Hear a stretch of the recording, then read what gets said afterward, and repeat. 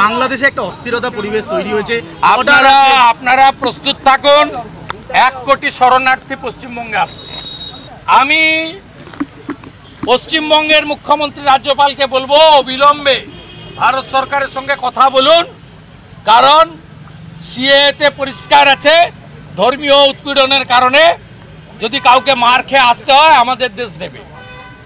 এটা already parliament করেছে। আমি আপনাকে বলছি, এই পরিস্থিতি যদি 3 দিনের মধ্যে কন্ট্রোল না হয়, জামাতের হাতে, মৌলবাদীদের হাতে বাংলাদেশ যাচ্ছে। 1 কোটির বেশি হিন্দু শরণার্থীকে নেওয়ার জন্য সবাই মানসিক প্রস্তুতি নেন।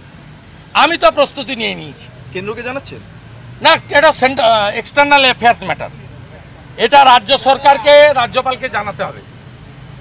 আমি দরকার হলে লিখবো জয়শঙ্করজিকে, ডাইরেক্ট করতে পারি না।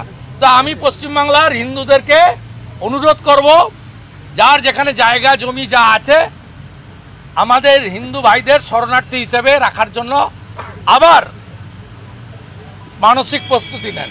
48-71 কিন্তু রোহিঙ্গা যারা বেআইনিভাবে অনুপ্রবেশ করছে, রোহিঙ্গা যারা, ওরা তো আসবে না, ওদের সরকার হয়ে যাবে।